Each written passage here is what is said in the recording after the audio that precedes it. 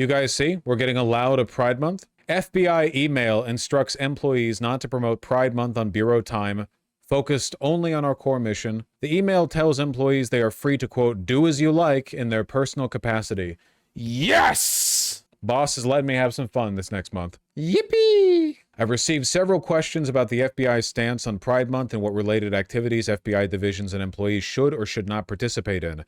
FBI Assistant Director for Public Affairs Ben Williamson said in an email obtained by Fox News Digital addressed to assistant directors in charge and special agents in charge on Thursday morning. So I want to take the opportunity to make FBI's leadership's expectations clear. There should be no official FBI actions, events, or messaging regarding Pride Month. They're not making it federally illegal to be gay. Let's go! We get at least one more Pride Month. Is this good, bad, or terrible? I mean, it's fine. I guess it's largely expected. I didn't really expect the FBI to go busting up pride parades or anything. It is kind of funny that it's like a conversation they're having internally, you know? You know they wanted to, though? Well, I don't know. The FBI is still full of old heads who are probably pretty annoyed with the Trump administration. The leadership, maybe. Haven't heard from Tulsi in a while. Did she get put in the cuck chair? Dude, 100%. Tulsi is literally just like spinning around in her office chair thinking, I cannot believe I grifted my way into this job. I am just going to spin in my chair. I'm not touching any of these buttons. I'm just going to sit here. You said this exact same thing before? Yes, it's still my belief. There is no way she's touching that. On the other side of Pride messaging, Indiana Lieutenant Governor is terrified of Pride Month. The Rainbow Beast is coming for your kids. Lieutenant Governor Micah Beckwith said Pride Month isn't about tolerance, but instead a state corporate pagan alliance to reprogram society. Yeah, that's probably true. That's awesome. Yeah. Pride Month alert. The Rainbow Beast is coming for your kids. On Facebook, of course. Warning, corporate America and government institutions are launching their annual siege on childhood innocence, and this year's Pride Month agenda is more aggressive than ever. Key exposures, child targeting, libraries hosting drag shows for toddlers, schools replacing math with 57+ gender ideologies, and corporations selling pride-themed cereal/toys to normalize the unthinkable. Gomorran storytelling, Harvey Milk sermons. You can laugh, but unfortunately messaging like this won enough people for Trump to win. Yeah, your racist uncle is reading this and he does want you on a spike. Exactly. Are corporations even attending Pride this year? It'll be interesting to see which corporations are willing to still attend Pride, even when the administration has been so hostile to it. You know, it's easy to march with Pride as a corpo under Biden, okay? Not so much now. I wouldn't mind Costco showing up. Salt Lake City homos gonna have fun after they succeeded in making the rainbow flag an official city flag. That's nice. Pretty sure Converse still has their Pride stuff up. That makes sense. Gay people love All-Stars. Gross Converse. Nah, they're good. People should wear more canvas shoes. You know? You're really not doing your feet a favor walking all the time on really padded running shoes. If you're wearing like big poofy New Balances all the time, like you're actually kind of your feet up. I'm not one of those like naked foot or like flat foot advocates or whatever, the naked shoes, you know? But I do think that people should probably get more used to walking around on canvas shoes that have barely any padding. Vans is better. I'm just talking about canvas, you know, I'm not talking about World Pride hotel bookings hint at disappointing turnout. Welcome event set for this weekend, but predictions of 3 million visitors not paying it. 3 million visitors in this economy? Wow! Full page gay ad. Oh my God. 3 million's a lot. Yeah, I don't know. We'll see how it goes. Y'all got to be on your toes during Pride. I mean, I'm sure it's going to be wacky. I'm sure in at least some places it's going to be wacky. Do you expect Pride turnout to be more or less this year? I think it depends on the city. You know? I'm not really sure. Define wacky? I don't know. Harassment, militant groups showing up to like stir trouble. You know, like the standard 3% Proud Boy kind of thing where they like rough people up. Cops might be complicit, right? Cops are all Hitlerite. I mean, it is usually for a Pride parade, cops will be there keeping the peace. Like that's their job. You know, they kind of make sure that people stay out of the street for the parade floats or whatever. I wonder if cops are going to do that job worse this time, or maybe they're going to be a little bit more antagonistic, or there's going to be like, it's going to be like disagreeable, you know? I wonder if cities are going to be less likely to hand out permits for these marches. I'm not sure. Kind of depends. I don't really know. It's more important than ever that you show up though. Like, if your ass isn't showing up to Pride, I'm sorry, but I'm taking your license away, okay? You cannot be gay unless you show up to Pride.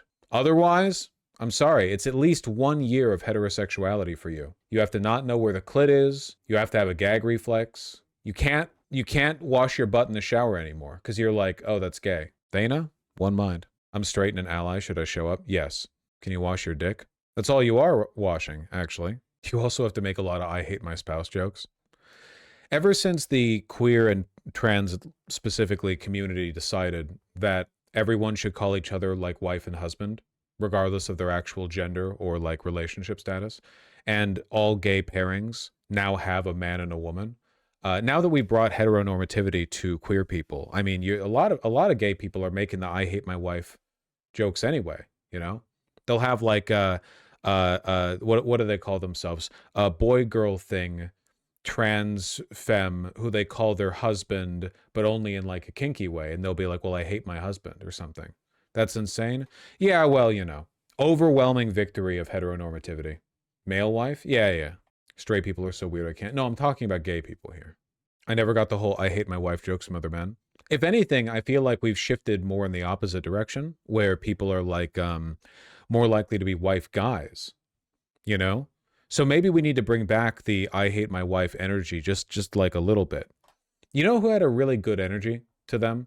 Hank and Lois in Malcolm in the Middle? Is that their names? They've got a really good energy to them, I feel. Hal, not Hank. Hal and Lois. Hal and Lois. Hal was a super wife guy. Yeah, but he would like shit talk her a little bit because they all knew. And by the way, Lois was a big husband wife. She was a big husband girl, for sure. To be fair, she was a lunatic. Nah. When you're young, you sympathize with the sons, but when you're older, you sympathize with Lois. That's growing up. It's like the SpongeBob Squidward effect. You know what I mean? If a couple doesn't pick at each other a bit, that's a red flag. I agree. Should I watch Malcolm? It is like a weirdly good show. It's like like genuinely, like I feel like like I've seen people be like, oh yeah, that like era of family comedy. You've got like the like George Lopez show or whatever. Malcolm in the Middle was genuinely very good. Filmed very different from other sitcoms. Yeah, because they took it seriously, you know? Also, they were pretty raw with poverty, weren't they? Like at a time when a lot of shows just kind of glazed over the topic of money. Like money was like a comedic punchline, but the undertone, or not undertone, I guess, but like a consistent element of the plot of every episode of Malcolm in the Middle was the fact that they just didn't have any money, you know? Yeah, they were very blunt about it. And they had a nice home, like certainly by modern standards, but it was kind of like that was the 90s, wasn't it? The 90s was like you could have like a big house, but you had no money. Like that, just back then it was just easy. You couldn't afford to replace your washing machine or whatever, but you did have like a big house. Call it being house poor. Yeah. At least the overarching plot with Hal and Lois is it was their poverty, but not just that, the fact they used to be well off, but then life got in the way. Yeah, like having a bunch of kids. Then again, Friends was pretty unrealistic. Every scene that I have ever seen from Friends was ass. I'm sure it builds up more if you're familiar with the characters and context, but every time I see a clip of it, and it's like, okay, well, here's a little bit of it or something. Genuinely, it's ass. It makes me... Was Friends like the Big Bang Theory of its time? I've seen more funny clips from Big Bang Theory in like an ironic way than I have seen from Friends. Yes? No, not at all? Okay. Thank you for the wide range of opinions. Just make rice and beans. That requires cooking. I don't care if I can get a rice cooker. I don't want to have to cook, period. The food should just appear in front of me. Sometimes like evolution just demands people die, huh? I feel like we might be a little bit too detached from the kind of like Darwinian influences, you know, that sort of shaped us into the species we are now. And sometimes, you know, it's just, you can't, just floating along, you know? I don't know. Some children should be left behind. The rice cooker is as close as you can get to not cooking. You press a button. I guess you should wash the rice beforehand, but even then, like, it doesn't take that long. And it sings a little song. Cooking stream for beans and rice. I really do want to do that. I should do that. I feel like I've been locked into a cycle with covering news so much, but I don't really have to right now, right? Like, I've been pretty chill today. The weekends are usually chill. Like, the big bad stuff happens during the weekdays.